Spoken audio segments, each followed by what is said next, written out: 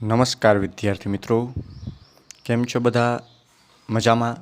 ચાલો આજે આપણે ધોરણ 11 સાયન્સ બાયોલોજીની અંદર ચેપ્ટર નંબર 17 આની અંદર આપણે વાયુઓનું વહન કરીએ છીએ.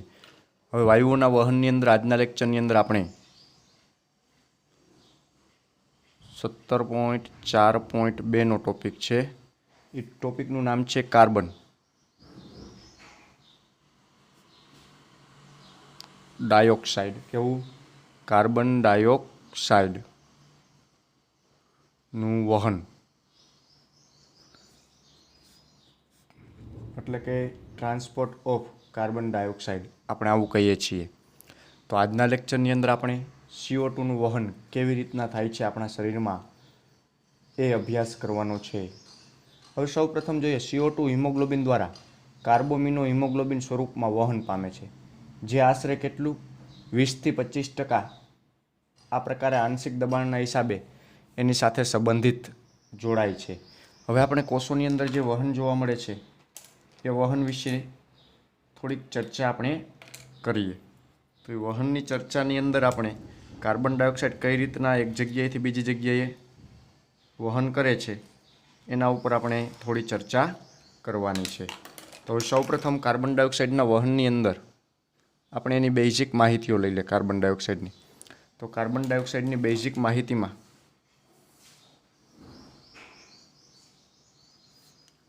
કોષોમાં O2ના ઉપયોગથી શ્વાસ્ય પદાર્થોનું વિઘટન શક્ય બને, જેથી અંતિમ નિપજ તરીકે CO2 ઉત્પન્ન થાય. હું કીધું, આપણે જે કોષોની અંદર O2નો ઉપયોગ કરીએ ત્યારે શ્વાસ્ય પદાર્થનું વિઘટન થાય, એટલે જે પાચન ખોરાક પામે છે એનું વિઘટન થાય અને એની અંતિમ નિપજમાં CO2 ઉત્પન્ન થાય છે.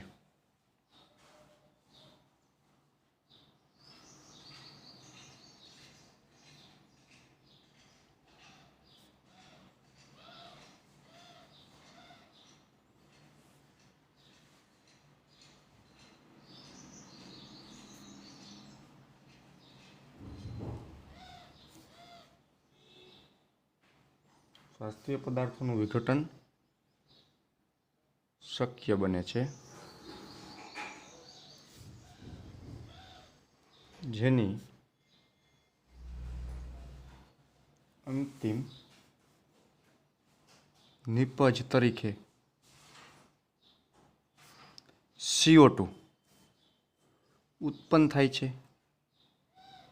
એટલે કોષીય શ્વસન દરમિયાન આપણે ઓક્સિજનનો ઉપયોગ કરીએ છીએ તો એ સમય દરમિયાન CO2 ઉત્પન્ન થાય. આવો CO2 છે આ CO2 એ રુધિરમાં ભળે છે અને પેશીકોષોથી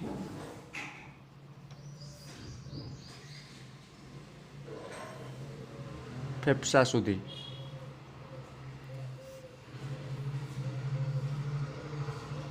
પહોંચે છે. હું કીધું, આવો CO2 જે તે પેશીમાંથી રુધિરમાં ભળશે, એ રુધિરમાં આટલા પેશીકોષોથી ફેફસા સુધી પહોંચે છે. એટલે રુધિર છે એનો ઉપયોગ કરે છે ટ્રાન્સપોર્ટ સિસ્ટમ તરીકે. શિરામાં રહેલા પ્રત્યેક 100 ml રુધિરમાં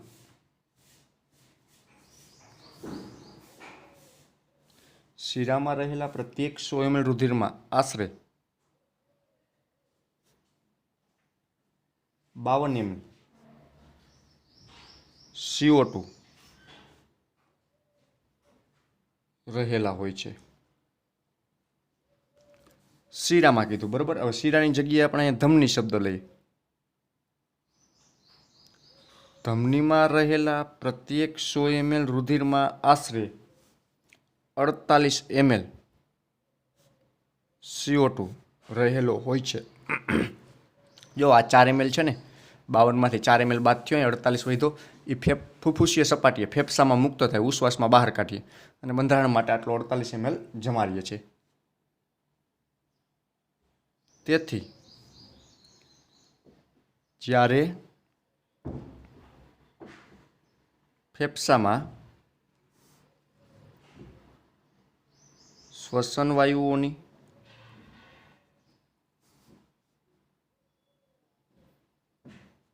આપલે થાય છે ત્યારે 4 ml CO2 રહેલ હોય છે। શ્વસન વાયુમાં 4 ml હોય, ઉચ્છ્વાસમાં આપણે CO2 બહાર કાઢીએ છીએ। 48 ml ધમનીઓમાં પાછો ફરે છે। હવે કેવું કીધું? 48 ml પાછો ક્યાં આવે છે? ધમનીમાં આવે છે। પાછો ફરે છે ધમનીઓ દ્વારા, જે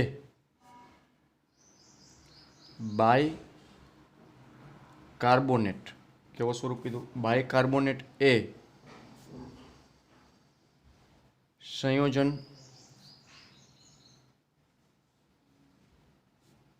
બનાવવા ઉપયોગી છે। બાયકાર્બોનેટ સંયોજન બનાવવા માટે ઉપયોગી છે, જેથી રુધિરની પીએચ જળવાય। કેમ કે કાર્બન છે એસિડ છે, એટલે એને પીએચ જાળવવા માટેથી બાયકાર્બોનેટ સ્વરૂપે રૂપાંતર પામે છે અને રુધિરની પીએચ જાળવે છે, જેથી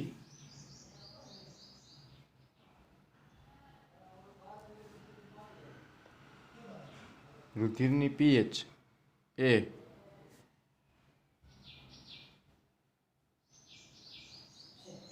એસિડિક થતી નથી। ચાલો, CO2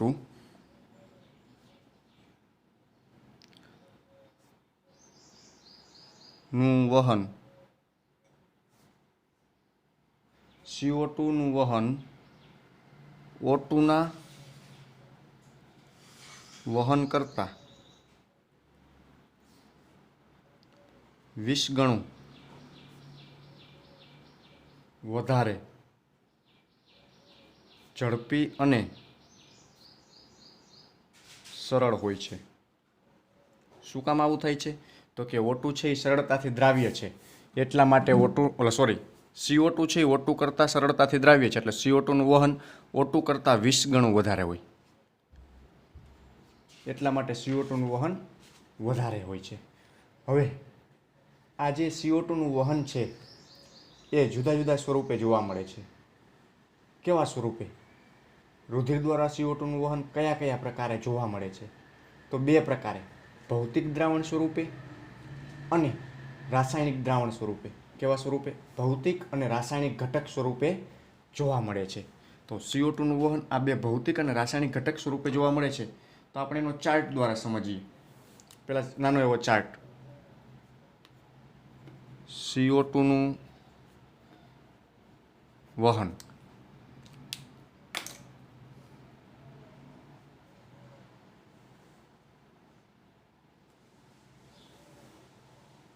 બે સ્વરૂપે જોવા મળે છે। કયા કયા 2 સ્વરૂપે આપણે કીધું? પહેલું, ભૌતિક દ્રાવણ સ્વરૂપે,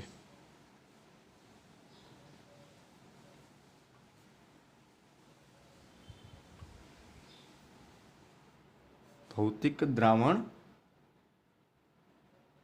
સ્વરૂપમાં, અને બીજું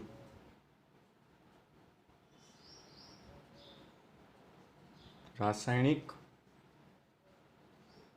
ઘટક તરીકે। આ 2 સ્વરૂપે જોવા મળે છે।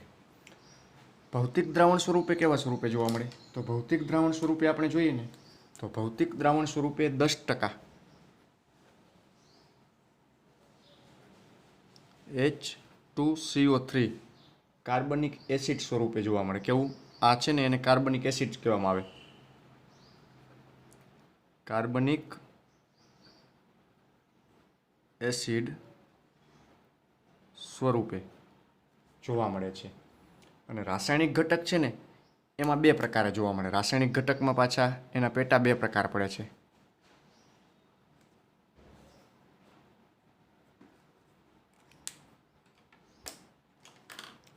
પહેલો પ્રકાર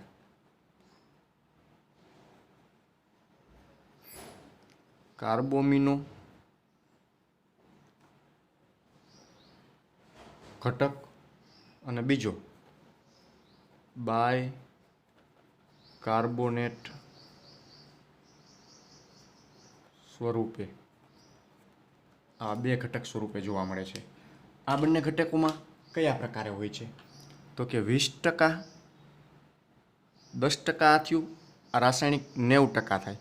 90% છે એમાંથી 20% છે ને એ HBNH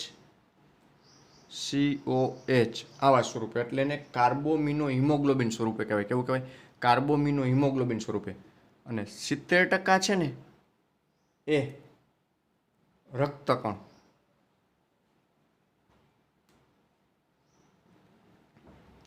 રક્તકણમાં પોટેશિયમ બાયકાર્બોનેટ સ્વરૂપે અને રુધિર રસમાં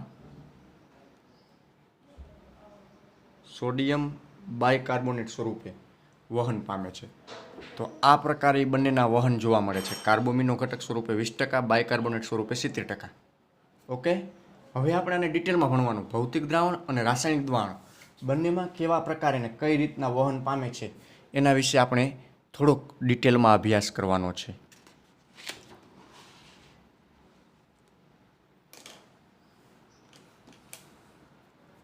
ચાલો, એમાં પહેલું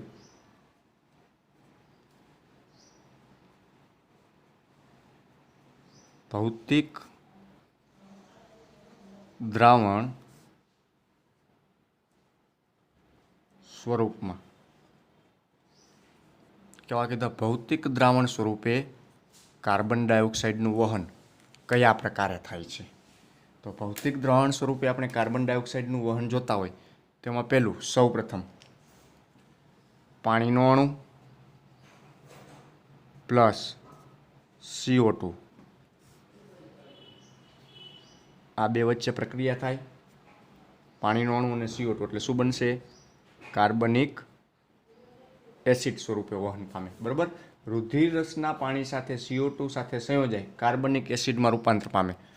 પાણી પ્લસ કાર્બન ક્યાં? રુધિર રસની અંદર આ પ્રક્રિયા થાય. રુધિર રસમાં આવેલું જે પાણી છે એની સાથે કાર્બન જોડાય અને શું બનાવે છે? કાર્બનિક એસિડ બનાવે છે. કાર્બનિક એસિડ સ્વરૂપે વહન પામે છે. હવે જો આની સાંદ્રતા વધારાના કારણે તેનું વિઘટન થાય. હવે જો આ છે ને કોણ? કાર્બનિક એસિડ H2CO3 એટલે કાર્બનિક એસિડની સાંદ્રતાને અથવા એના સાંદ્રતામાં વધારો થતા અથવા વધારાને કારણે, કાર્બનિક એસિડની સાંદ્રતાના વધારાના કારણે તેનું વિઘટન થાય છે. કોનું? કાર્બનિક એસિડ. જો આ બધી પ્રક્રિયાઓ આપણે જે અભ્યાસ કરીને બુકમાં શોર્ટમાં આપેલી છે, આપણે થોડુંક એને ડિટેલમાં ઉતરીએ. તો હવે આપણે જે કાર્બનિક એસિડ છે એ કાર્બનિક એસિડનું વિઘટન થાય. વિઘટન થતા શેમાં રૂપાંતર પામશે? હાઇડ્રોજન આયન પ્લસ બાયકાર્બોનેટ સ્વરૂપમાં. કેવું? હાઇડ્રોજન આયન પ્લસ બાયકાર્બોનેટમાં ડિવાઈડ થાય છે. કાર્બનિક એસિડનું વિઘટન થતાં હાઇડ્રોજન આયન અને બાયકાર્બોનેટમાં રૂપાંતર પામે. હવે આવું શું કામ થયું? તો એના માટેનું એક કારણ છે. આવું શું કામ થવાનું? જો બધો જ CO2 આવી રીતે વહન પામે તો રુધિરમાં pH એ ઘટીને 4.5 થઈ જાય તો રુધિર એસિડિક થઈ જાય. એટલા માટે બધું આવા સ્વરૂપે વહન નથી પામતો. કાર્બનિક એસિડ સ્વરૂપે એનું રૂપાંતર થાય. કેવા સ્વરૂપમાં? હાઇડ્રોજન આયન અને બાયકાર્બોનેટ સ્વરૂપમાં રૂપાંતર થાય છે. એટલે જે કેવો છે? આવો સ્વરૂપે જે ઘાતક છે. કેવો છે? જે સ્વરૂપ ઘાતક છે. એટલા માટે ફક્ત 10% જ વહન, કેટલું? ફક્ત 10% જ CO2નું વહન આ સ્વરૂપે થાય છે. ચાલો, ભૌતિક દ્રાવણ સ્વરૂપે આવા પ્રકારેનું વહન જોવા મળે છે. બરાબર છે. ત્યાર પછી આવે છે ભૌતિક દ્રાવણ બાદ બીજો પોઈન્ટ,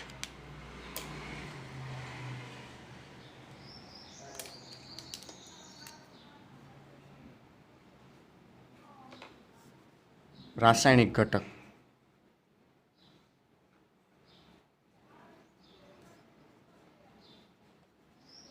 કેવું? રાસાયણિક ઘટક તરીકે કેવા સ્વરૂપે વહન પામે? તો રાસાયણિક ઘટકમાં જુદા જુદા સ્વરૂપે વહન પામે છે.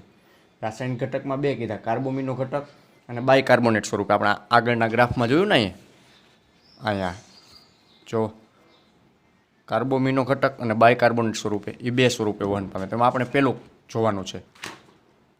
પહેલું શું આવશે? એનું ઘટક છે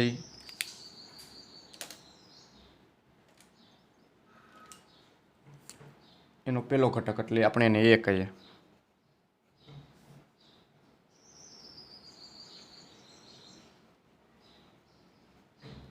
કાર્બોમિનો ઘટકો સ્વરૂપે વહન પામે. તો આ કાર્બોમિનો ઘટકો સ્વરૂપે કેવી રીતના? એની અંદર આપણે જોઈએ આશરે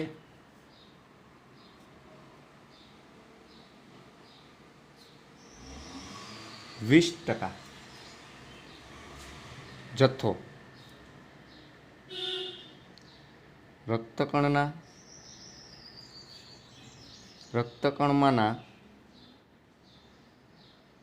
રક્તકણમાંના હિમોગ્લોબિન સાથે, કોની સાથે? હિમોગ્લોબિન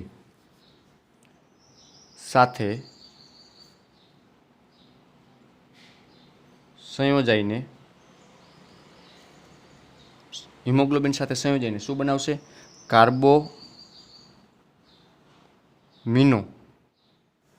કાર્બોમિનો હિમોગ્લોબિન ના સ્વરૂપે વહન પામે છે. આવા સ્વરૂપે વહન પામે. તો એ સ્વરૂપ કેવા પ્રકારનું હોય અને કઈ રીતના હોય છે એના વિશેની થોડીક ચર્ચા આપણે કરીએ. તો એનું સ્વરૂપ છે એ CO પ્લસ HbNH2 એમાંથી સ્વરૂપ બને છે HbNH આવું સ્વરૂપ બને છે. તો અહીંયા જે પ્રક્રિયા બની એ પ્રક્રિયામાં શું ક્રિયાઓ થઈ? તો કે પ્રક્રિયાની અંદર આપણે સૌપ્રથમ જોઈએ કાર્બોમિનો ઘટક સ્વરૂપેનું વહન થયું. તો કાર્બોમિનો ઘટક સ્વરૂપે કેવા સ્વરૂપેનું વહન થયું? કાર્બોમિનો હિમોગ્લોબિન. આ જુઓ, અહીંનો હાઇડ્રોજન એક છૂટો પડી અહીંના સમૂહ સાથે જોડાય એટલે એસિડિક સમૂહ બને છે, એટલે એને કાર્બોમિનો ઘટક કહેવામાં. આ કાર્બન પછી હિમોગ્લોબિનિક એસિડ એની સાથે હિમોગ્લોબિનિક સાથે જોડાય એટલે અહીં શું બને છે? કાર્બોમિનો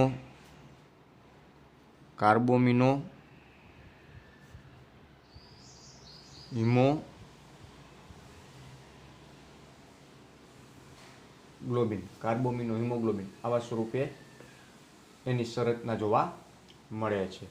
હવે આ સ્વરૂપમાં જોઈએ આપણે, તેમાં બાયકાર્બોનેટ સ્વરૂપનું તો આપણે હમણાં અભ્યાસ કરવાના જ છીએ. આની અંદર કાર્બોમિનો હિમોગ્લોબિન સ્વરૂપે વહન પામ્યું એ આપણે જોયું. હવે આપણે એની અંદરનો બીજો પ્રકાર જોવાનો છે. બરાબર છે. તો બીજા પ્રકારમાં કોની મદદથી ને કેવી રીતના એનું વહન થાય છે એના વિશે આપણે અભ્યાસ કરવાનો છે. એના વિશે આપણે અભ્યાસ કરીએ. તો એ બીજો સ્વરૂપ આવે છે બાયકાર્બોનેટ સ્વરૂપે. કેવું આવે છે? બાયકાર્બોનેટ સ્વરૂપે. આપણે એ જોયું. હવે આપણે એનું બી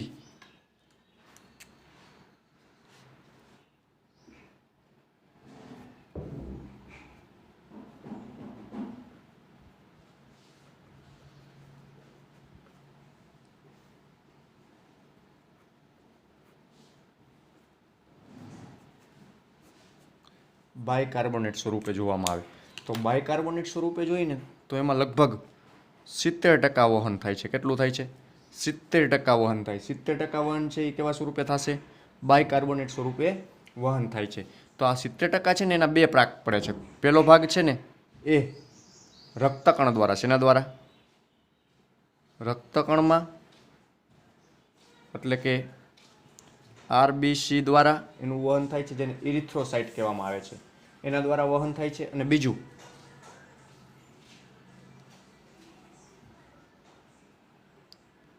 રુધિર રસમાં વહન થાય છે. તો રુધિર રસની અંદર અલગ અલગ પ્રકાર જોવા મળે છે. એ પછી જોશે. પહેલાં આપણા બે મુખ્ય પ્રકાર, એમાં પેલું રક્તકણમાં વહન છે, એના વિશેનો આપણે અભ્યાસ કરીએ.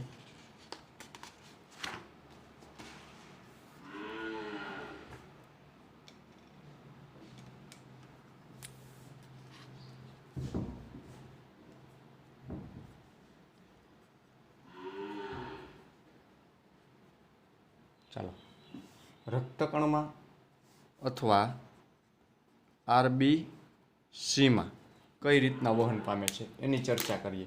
તો રુધિરરસમાં CO2 એ આરબીસીમાં દાખલ થઈ પાણી સાથે સંયોજાય અને કાર્બનિક એસિડ બનાવે. શું બનાવે છે? કાર્બનિક એસિડ. કેવું કીધું? આપણા રક્તકણની અંદર, આપણા રક્તકણો ક્યાં હોય? તો કે રુધિરરસમાં નો CO2, રુધિરરસની અંદર આવેલો CO2 એ આરબીસીમાં, શેમાં? આરબીસીમાં દાખલ થઈ પાણી સાથે જોડાઈને અથવા સંયોજાઈને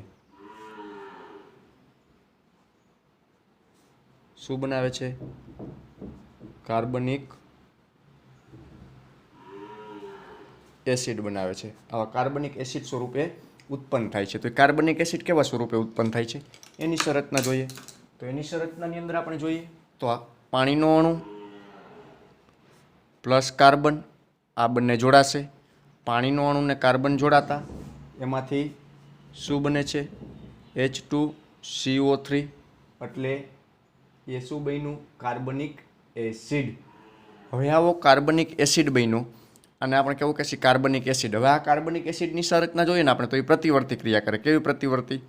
તો કાર્બનિક એસિડ આ બાજુ ક્રિયા કરે અને રિટર્ન આમ ક્રિયા કરે. તો પ્રતિવર્તી બંને તરફ વર્ક કરી શકે. કેવા સ્વરૂપમાં? હાઇડ્રોજન આયન પ્લસ બાયકાર્બોનેટ સ્વરૂપે એ પ્રતિવર્તિત ક્રિયા કરે. તો અહીં એક ઉત્સેચક વપરાય. એ ઉત્સેચકનું નામ આપણે જોઈએ તો એ ઉત્સેચકને કાર્બનિક એનહાઇડ્રેટ કહેવામાં આવે. કેવો? કાર્બનિક એનહાઇડ્રેટ.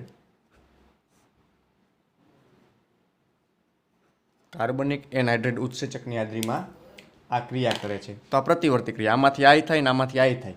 જે પ્રમાણે રિક્વાયરમેન્ટ હોય એ પ્રમાણે એની ક્રિયાઓ થતી હોય છે. જેનું તરત જ વિઘટન થઈ જાય છે. કોનું તરત જ વિઘટન થઈ જાય છે? આનું, કાર્બનિક એસિડનું. અને જે આરબીસીમાં હિમોગ્લોબિન આવેલો છે એ હિમોગ્લોબિન એ પોટેશિયમ સાથે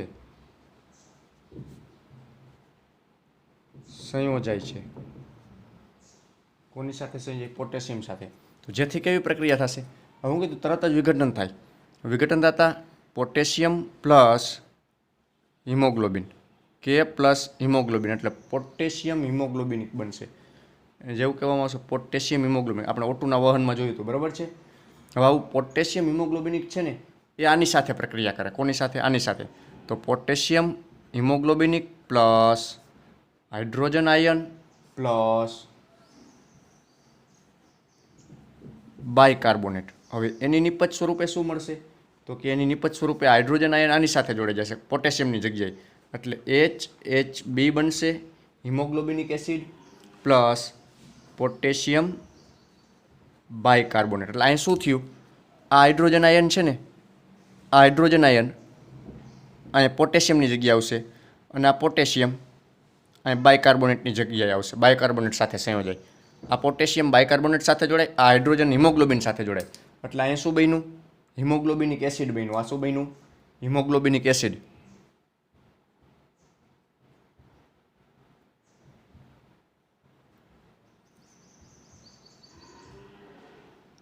અને આ શું બન્યું? Potassium bicarbonate.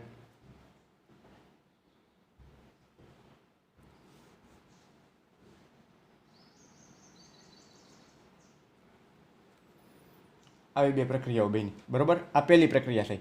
રક્તકણની અંદર આ સ્વરૂપે વહન પામે. હવે એની અંદરની બીજી પ્રક્રિયાઓ આપણે જોઈએ. કેવા? બાયકાર્બોનેટ સ્વરૂપમાં બીજી પ્રક્રિયા રુધિર રસમાં.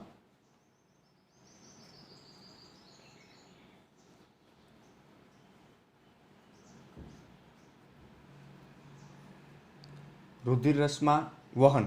તો રુધિર રસમાં વહન છે ને એમાં વિભિન્ન 3 પ્રકાર થાય. કેવા કીધું? રુધિર રસની વહન વિભિન્ન 3 પ્રકારે થાય છે. કયા કયા 3 પ્રકારે? તો રુધિર રસમાં વહન 3 વિભિન્ન પ્રક્રિયાઓ દ્વારા CO2 નું વહન થાય છે. એમાં 3 પ્રક્રિયાઓમાં સૌથી પ્રથમ પહેલી પ્રક્રિયાઓ આપણે જોઈએ.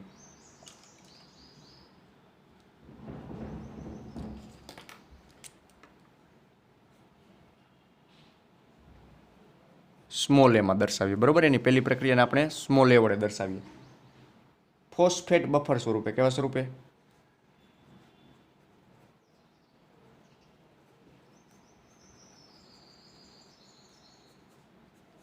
ફોસ્ફેટ બફર દ્વારા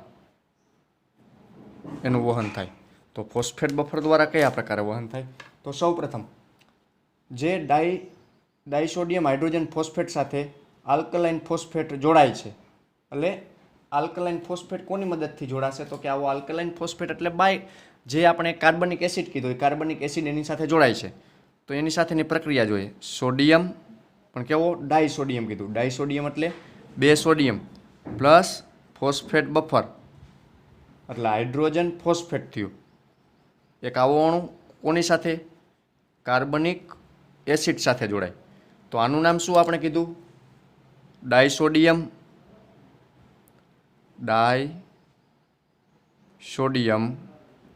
હાઇડ્રોજન. ડાયસોડિયમ હાઇડ્રોજન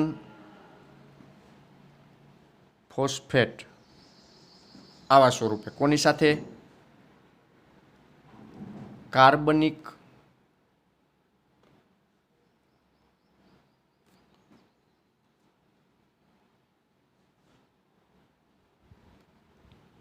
એસિડ સાથે પ્રક્રિયા કરે.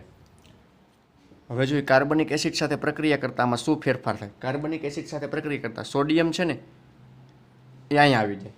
એટલે અહીંયા sodium bicarbonate plus sodium H2PO4 માં રૂપાંતર પામે. હવે અહીં શું થયું? આ સોડિયમનો રહ્યું ને એક અણુ, સોડિયમનો એક અણુ અહીંયા આવી જાય. બરાબર, અને અહીંથી હાઇડ્રોજનનો એક અણુ આની સાથે જોડાય. અહીં સોડિયમનો એક અણુ અહીંયા આવી જાય અને હાઇડ્રોજનનો એક અણુ આની સાથે જોડાય. તો આ સોડિયમનો એક અણુ બાયકાર્બોનેટ સાથે આવી ગયો એટલે હાઇડ્રોજન અહીંથી દૂર થયો તો એ બાયકાર્બોનેટ થઈ ગયું કાર્બનિક એસિડમાંથી. એ હાઇડ્રોજનનો અણુ દૂર થતાં આની સાથે જોડાય, આ હાઇડ્રોજન સાથે. અને અહીંનો એક સોડિયમનો અણુ છૂટો પડે એ અહીંયા બાયકાર્બોનેટ સાથે જોડાય. તો એમાં સોડિયમ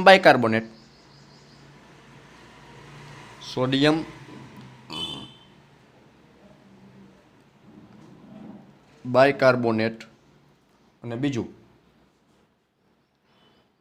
સોડિયમ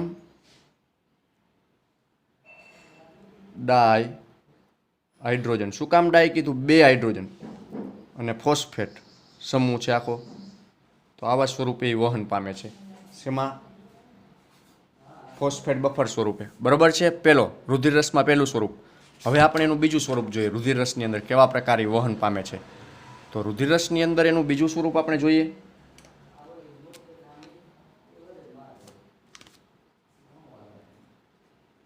બી, રુધિર રસ પ્રોટીન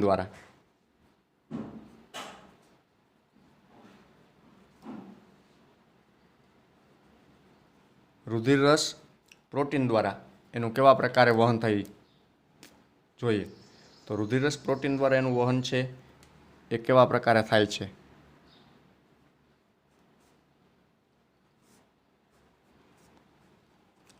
રુધિરરસ પ્રોટીન છે એ રુધિરરસમાં રહેલો પ્રોટીન એ સોડિયમ સાથે સંયોજાય અને સોડિયમ પ્રોટીન સંકુલ બનાવે. શું બનાવે? સોડિયમ પ્રોટીન સંકુલ. સૌપ્રથમ હું કીધું? રુધિરરસની અંદરનો રહેલો પ્રોટીન એ પ્રોટીન એ સોડિયમ સાથે સંયોજાય. હવે જે સોડિયમ સાથે સંયોજાય એટલે સોડિયમ પ્લસ પ્રોટીન આવું બન્યું. આ બંને પ્રક્રિયા કરે એટલે સોડિયમ પ્રોટીન સંકુલ બન્યું. હવે આ સોડિયમ પ્રોટીન સંકુલ છે એ કાર્બનિક એસિડ સાથે પ્રક્રિયા કરશે. કોણ? આ સોડિયમ પ્રોટીન સંકુલ પ્લસ કાર્બનિક એસિડ આ બંને પ્રક્રિયા કરે છે. આ બંને પ્રક્રિયા કરતાં શું બને છે? તો કે આ સોડિયમ છે એ અહીંયા આવી જાય ને અહીંનો એક હાઇડ્રોજન દૂર થઈ જાય. જો આ સોડિયમ અહીંયા આવશે અને અહીંથી એક હાઇડ્રોજન છે એ અહીંયા પ્રોટીન પાસે જોડાશે. તો એની સંરચના કેવી બની? Sodium bicarbonate plus protein, hydrogen protein, એટલે આને પ્રોટીનિક એસિડ કહેવાય. હવે અહીં શું બન્યું? Sodium bicarbonate. આ કેવું બન્યું? સોડિયમ બાયકાર્બોનેટ પ્લસ આ શું બન્યું? પ્રોટીનિક એસિડ, પ્રોટીનિક એસિડ આવા સ્વરૂપે વહન પામે. આમ સોડિયમ પ્રોટીન સંકુલ કાર્બનિક એસિડ સાથે સંયોજાય અને સોડિયમ બાયકાર્બોનેટ બનાવે છે અને આવા સ્વરૂપે રુધિરની અંદર વહન પામે છે ફુફ્ફુસીય સપાટી સુધી. હવે ત્યારબાદ આવે છે ત્રીજો પ્રકાર,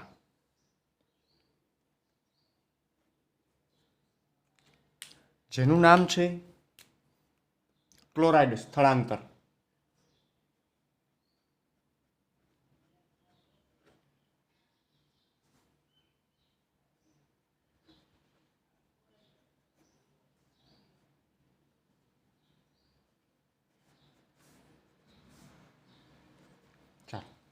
ક્લોરાઇડનું સ્થળાંતર કયા પ્રકારે થાય છે? તો કે સૌપ્રથમ ઉત્પન્ન થયેલો CO2 આરબીસીમાં દાખલ થાય છે અને પાણી સાથે સંયોજાય અને કાર્બનિક એસિડ બનાવે છે. તો એ પ્રક્રિયાઓ તો આપણે જોઈ લીધી. પાણીનો અણુ plus CO2 is equal to કાર્બનિક એસિડ આવું બનાવે છે રક્તકણની અંદર. હવે આ કાર્બનિક એસિડ છે એ આંતરકોષીય પોટેશિયમ સાથે સંયોજાય. કોની સાથે? આંતરકોષીય પોટેશિયમ એટલે કોષોની અંદર આવેલો પોટેશિયમ છે તો એવા સ્વરૂપે સંયોજાય. તો આવું આપણે અગાઉ જોયું હતું, પોટેશિયમ પ્લસ હિમોગ્લોબિન પ્લસ કાર્બનિક એસિડ આવા સ્વરૂપે.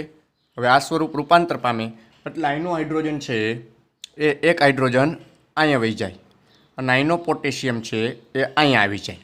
તો એની પ્રક્રિયા કેવા પ્રકારે થશે? અહીં potassium bicarbonate plus હિમોગ્લોબિનિક acid, potassium bicarbonate અને હિમોગ્લોબિનિક એસિડ આવા સ્વરૂપે એની સંરચના જોવા મળે છે. હવે આ જે સંરચના છે એ સંરચનાની અંદર આપણે જોઈએ તો સામાન્ય રીતના એક મહત્વની નોટ છે. એ નોટ હું અહીં લખું છું મહત્વની.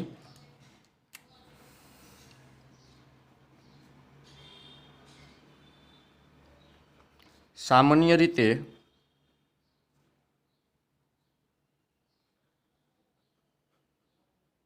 રક્તકણની દિવાલ એ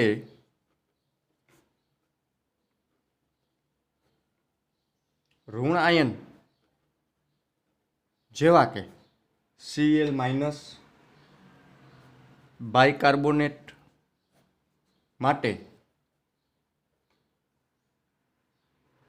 પ્રવેશશીલ હોય છે કેવી હશે? પ્રવેશશીલ. તથા ધન આયન માટે અપ્રવેશશીલ હોય છે. જે આ સામાન્ય નોટ છે, અને ખાસ યાદ રાખવી કે આપણા રક્તકણોની જે દિવાલ છે ને ઋણ આયનને અંદર આવવા દે છે, પરંતુ ધન આયનને અંદર નથી આવવા દેતા, અથવા ઋણ આયનને બહાર નીકળવા દે પરંતુ ધન આયનને બહાર નથી નીકળવા દેતા. એટલે ધન આયન માટે એ પ્રવેશશીલ નથી, ઋણ આયન માટે પ્રવેશશીલ છે. તો હવે રક્તકણમાં છે ને શેનું વિઘટન થશે? તો કે રક્તકણની અંદર આનું વિઘટન થાય છે. રક્તકણમાં શેનું? પોટેશિયમ બાયકાર્બોનેટનું વિઘટન થાય છે.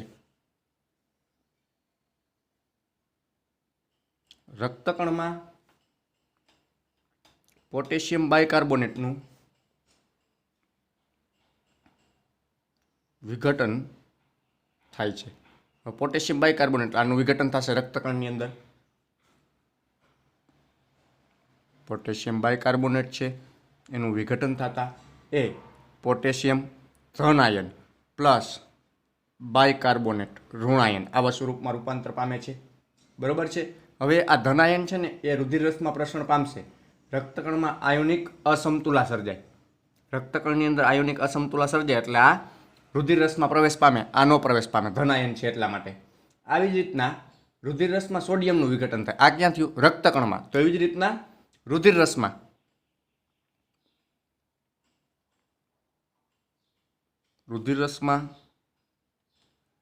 સોડિયમ ક્લોરાઇડનું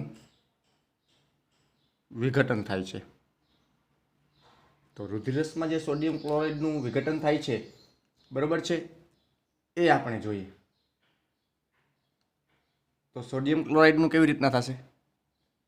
સોડિયમ ક્લોરાઇડ એનું વિઘટન થતા સોડિયમ પ્લસ ક્લોરિન આ સ્વરૂપે વિઘટન થાય. આમ પોટેશિયમ આયન ક્લોરિન સાથે સંયોજાય અને સંતુલા બનાવે.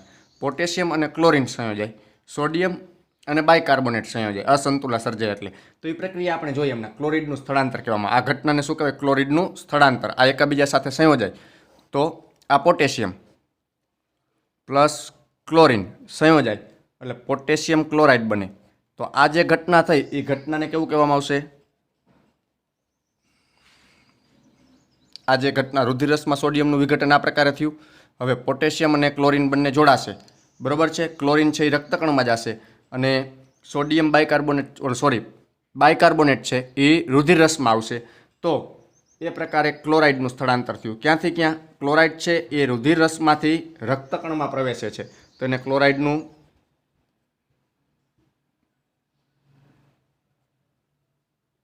સ્થાનાંતર કહે છે. ચાલો સમજાણું. હવે આપણે આને અન્ય પ્રક્રિયાઓ દ્વારા સમજીએ. તો અન્ય પ્રક્રિયાઓ કેવી છે આ બેનું સ્થળાંતર? તો એને એક ચાર્ટ સ્વરૂપે આપણે સમજીએ. એને હેમ્બર્ગ પ્રક્રિયા કહેશે. કેવી?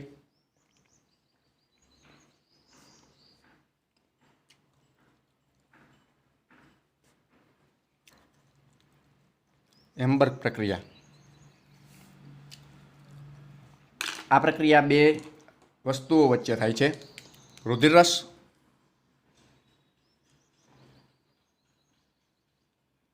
અને રક્તકણ.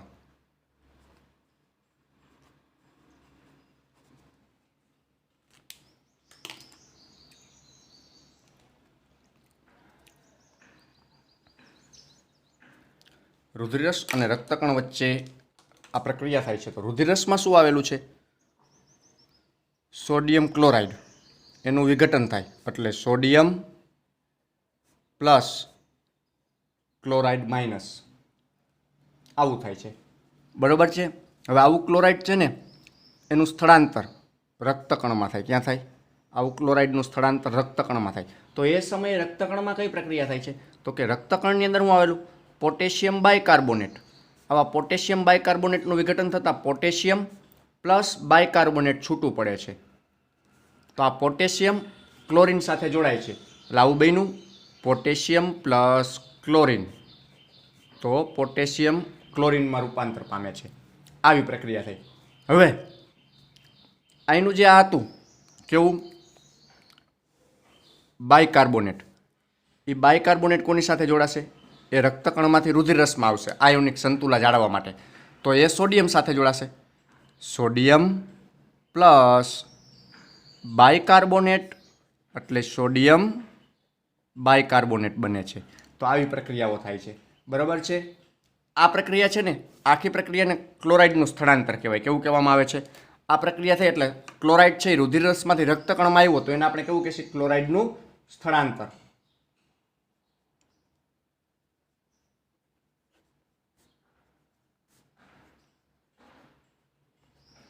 સ્થાનાંતર અથવા સ્થળાંતરની પ્રક્રિયા થઈ. બરોબર. હવે બીજી પ્રક્રિયાઓ આમાં જોવા મળે એનાથી ઉલટી. આ પ્રક્રિયા ક્યાં જોવા મળી? રુધિરરસ અને રક્તકણ જે તે પેશીમાં જોવા મળી. આ પ્રક્રિયા ક્યાં થયું? જે તે પેશીમાં થઈ. હવે જે તે પેશીમાં આ પ્રક્રિયા થઈ, બરોબર, પેશીય સપાટીએ પ્રક્રિયાઓ થાય છે. હવે આ વહન પામીને ફુફ્ફુસીય સપાટીએ જાય તો ફુફ્ફુસીય સપાટીએ આનાથી બધી પ્રક્રિયાઓ ઉલટી થાય. કેવી થાય? ફુફ્ફુસીય સપાટીએ આનાથી બધી પ્રક્રિયાઓ ઉલટી થાય. તો એ બધી પ્રક્રિયા ઉલટી થાય તો કેવા પ્રકારની થાય? તો આ બધી પ્રક્રિયાઓને આપણે ઉલટી દર્શાવીએ. ફુફ્ફુસીય સપાટી, આ પેશીય સપાટી હતી, હવે ફુફ્ફુસીય સપાટીએ.